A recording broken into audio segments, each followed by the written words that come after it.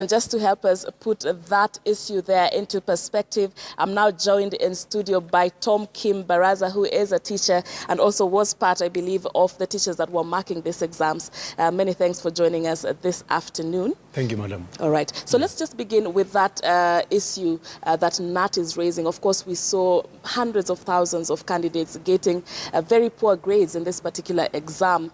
And KNUT is asking, is failure really evidence that there was no cheating in the exam? Yeah, first of all, I don't think if the marking exercise was done in an improper way.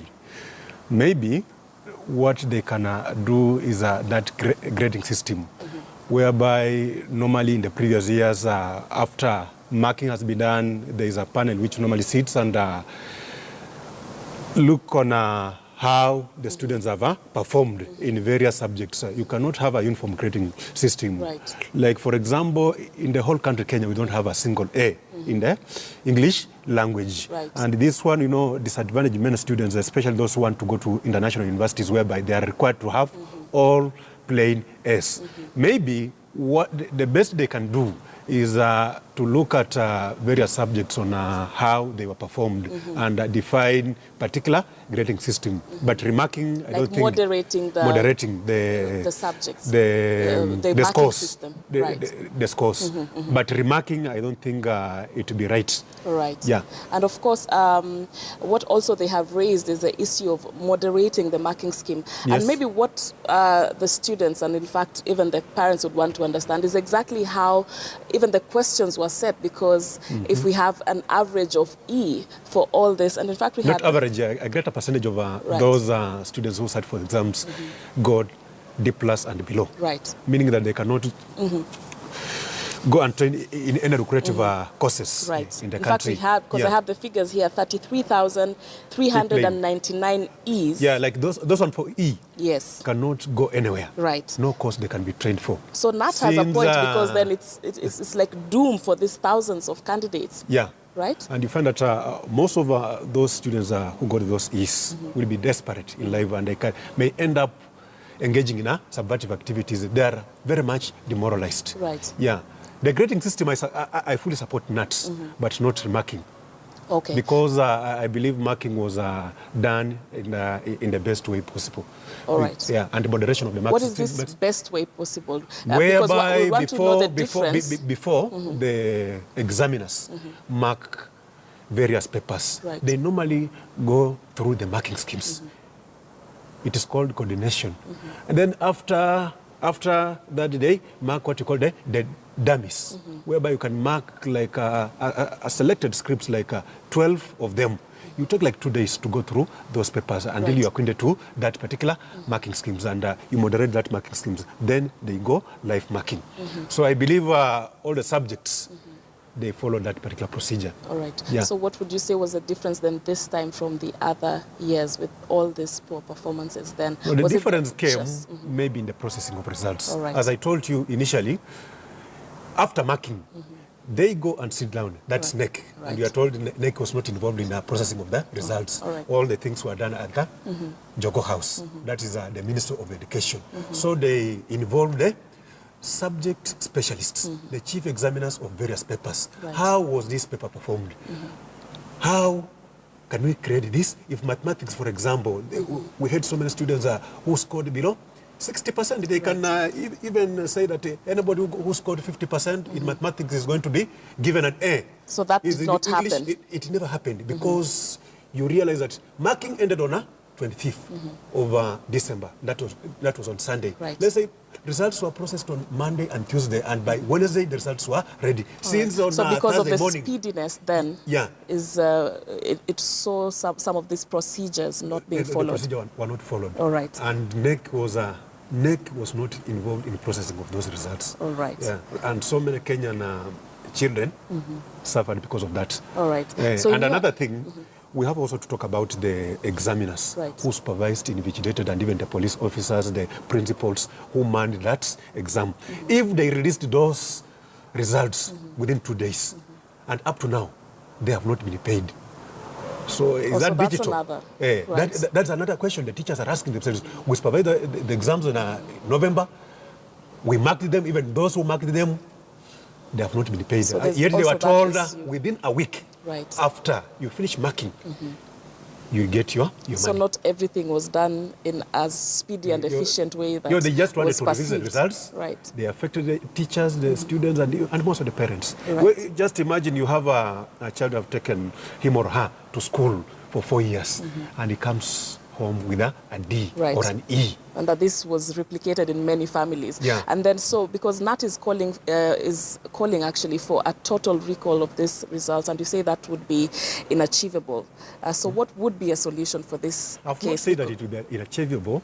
Maybe if they sit with I'm also told it has been taken to the National Assembly or the Parliament to be discussed. Maybe they review the grading system, but not marking process, because all the scripts, each center, it was marked independently. After it has been marked, it was entered in a computer. They go through, and they made sure that things are done in the proper way. So marking had no issue. The issue came with a grading system. All right. Yeah. So in your assessment, because this particular exam is one that has called for a lot of attention because it was different in many aspects, what was some of the achievements you'd say was done better? What was some of the achievements in the processing of this particular 2016 KCSE, and what were some of the downfalls in your opinion?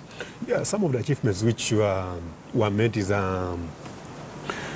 whereby the Minister of Education, together with the Minister of Interior and that one of Communication, made sure that we never had any leakage this year. Right. So the papers, the students saw the papers for the first time, and we can't say that there was a cheating. And also the way it was marked. Right. Yeah, they made sure that the students at least received their correct scores, the correct scores.